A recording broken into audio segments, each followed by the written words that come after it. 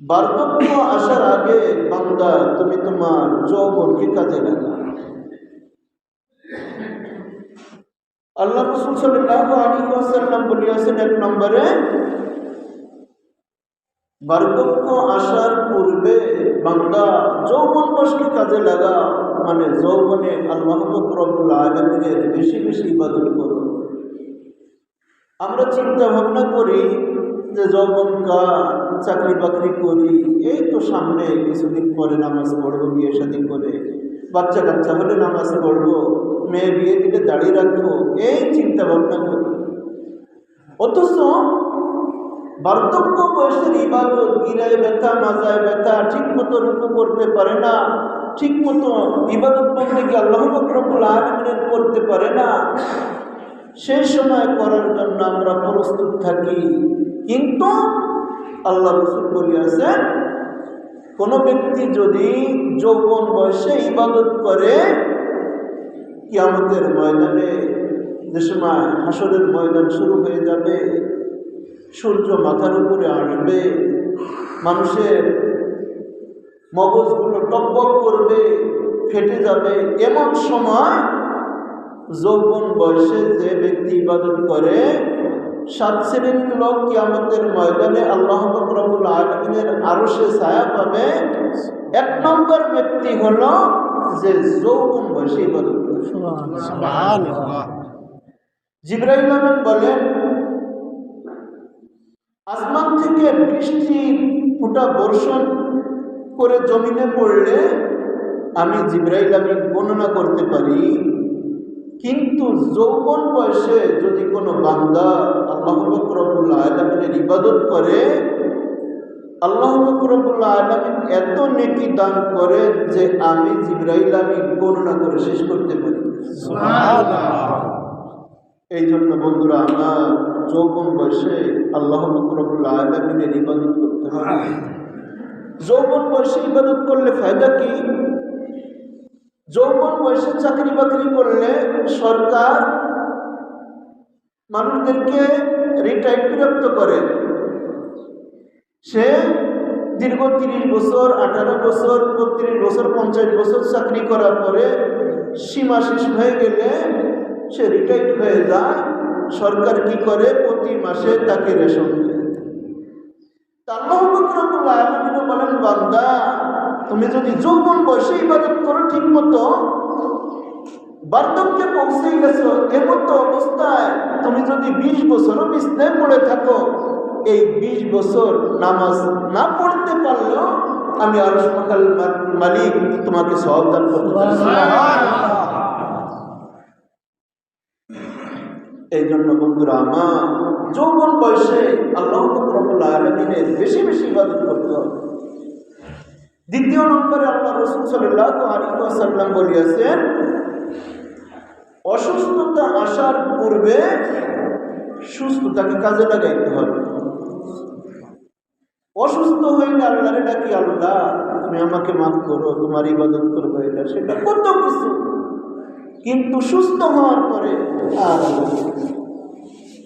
এই জন্য আল্লাহ রাসূল সাল্লাল্লাহু আলাইহি ওয়াসাল্লাম বলেছেন, বান্দা তুমি অসুস্থতা হওয়ার আগে সুস্থতাকে মূল্যায়ন করো। তৃতীয় নম্বরে আল্লাহ রাসূল সাল্লাল্লাহু আলাইহি ওয়াসাল্লাম বলেছেন, তৃতীয় নম্বরে আল্লাহ রাসূল সাল্লাল্লাহু আলাইহি ওয়াসাল্লাম বলেছেন, অভাব আসার আগে তুমি তোমার সচ্ছলতাকে কাজে লাগাও। টাকা পয়সা আছে, দান করো, যাকাত দাও, হজ করো, অভাব আসার পূর্বে। চতুর্থ নম্বরে আল্লাহ রাসূল সাল্লাল্লাহু আলাইহি ওয়াসাল্লাম বলেছেন, বাস্তবতা আসার পূর্বে অবসর টাইমকে কাজে লাগা। বাস্তবতা আসার পূর্বে অবসর টাইমকে কাজে লাগা। আমরা কি করি? চাকরি বাকরি একটা হয়ে গেলে দেখা যায় 8 ঘন্টা ডিউটি করে বাকি সময় আমরা বসে থাকি। অথচ সামনে তোমার এমন বাস্তবতার দিন আসবে, সে সময় তুমি বসে থাকার মতো সময় পাবে। এই জন্য রাসূল সাল্লাল্লাহু আলাইহি ওয়াসাল্লাম বলেছেন, অবসর টাইমকে কাজে লাগাও তোমার বাস্তবতা আসার পূর্বে।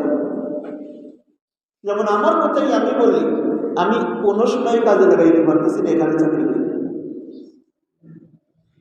ওই ফজরের নামাজ পড়াই জোহর পর্যন্ত কোনো কিছু করার সুযোগ নেই।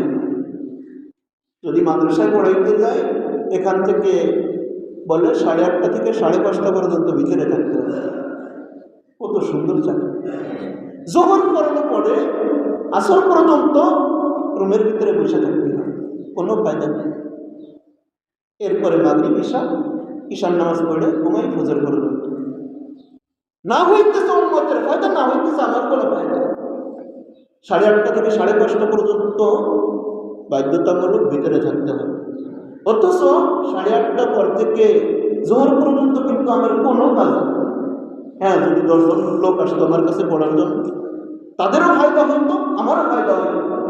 তারা নামাজ পড়তো, আমি আখিরাতের সম্বল পাইতাম। ফায়দা কি আমার?